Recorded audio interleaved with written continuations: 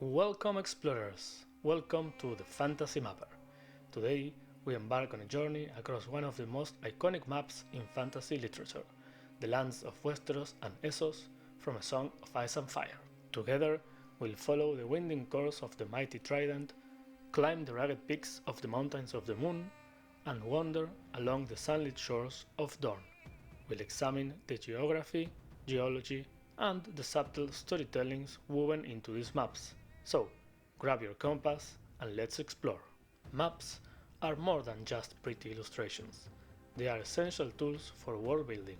In fantasy, they bridge the gap between words and imagination, turning descriptions of landscapes into something tangible. They create a sense of scale, revealing how far Winterfell is from King's Landing or why the Eyrie is such a formidable fortress. Maps help us understand the strategic reasons behind battles and how geography influences culture and trade. Above all, they ignite our curiosity, inspiring us to wonder not only about the places we know, but also about the lands that lie just beyond the edges of the page. A good map includes essential components: a scale to indicate distances, a compass to provide orientation, and a legend to describe the landscape. The maps of A Song of Ice and Fire meet most of these criteria, but there is one glaring omission: the scale. This absence has fueled endless debates about the size of Westeros. Some sources suggest that it's as large as South America, while others compare it to the UK. Travel times are another area of inconsistency, with characters sometimes traversing vast distances surprisingly quickly. However, these issues don't detract from the storytelling. The map serves as more than just a navigational tool. It's a work of art that sparks our imagination and invites exploration. The version we are focusing on is from the most recent edition of A Dance with Dragons. This map functions as both a topographical and political representation, showing natural features like the mountains and rivers alongside the locations of cities and castles. George R.R. Martin has openly stated that Westeros resembles an upside-down version of Ireland, stretched to the size of South America. This is far from the only earthly inspiration. The three cities of Essos evoke the Iberian Peninsula, while Valyria bears a striking resemblance to Greece. The volcanic eruption of Santorini, with its epic proportions and lingering mystery, has inspired countless fantasy works, and its influence is evident in the lore of Valyria.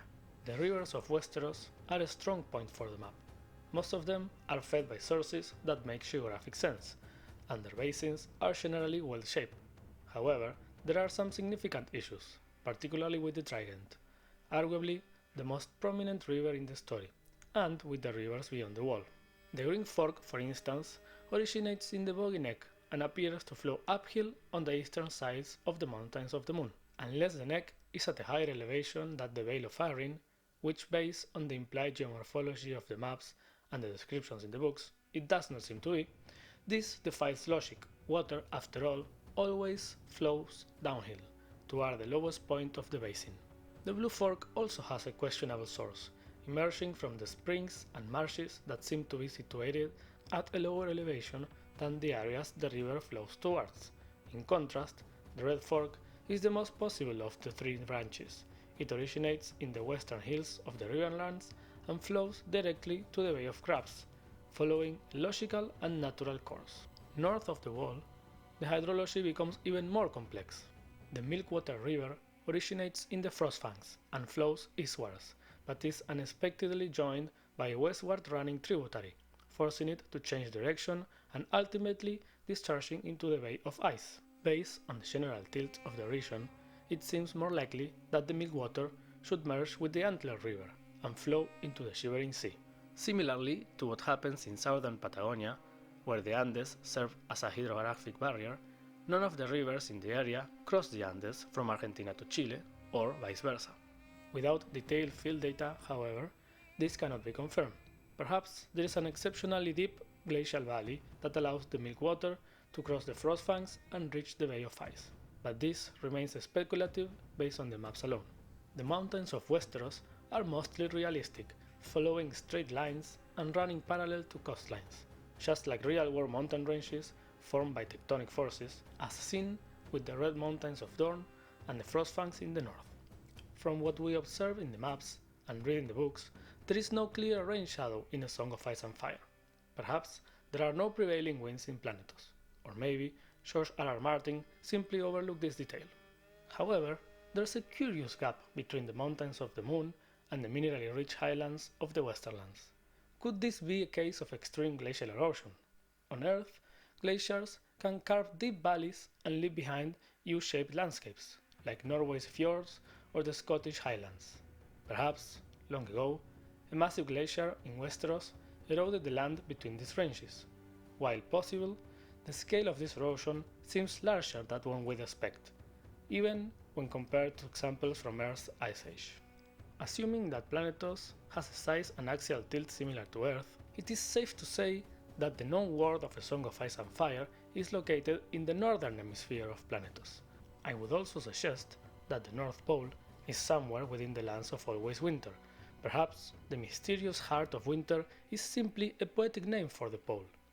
Following the same logic, we can assume that the lush, green summer islands lie near or directly on the equator of Planetos, and that Dorne's desert corresponds to the real-world deserts located around 30 degrees latitude, such as the Sahara. However, some transitions are surprisingly abrupt. For instance, the shift from the icy north to the fertile riverlands happens remarkably fast. On Earth, such sharp contrasts are typically caused by mountain barriers or oceanic currents, neither of which are clearly present in Westeros. In the end, the maps of Westeros and Essos succeed where it matters most. They make Martin's world feel real. They invite us to imagine not just the events of the story, but the untold tales of the lands beyond. Let me know in the comments what you think of these maps. If you love exploring the intersections of fantasy and cartography, don't forget to like, subscribe, and keep mapping the worlds we love.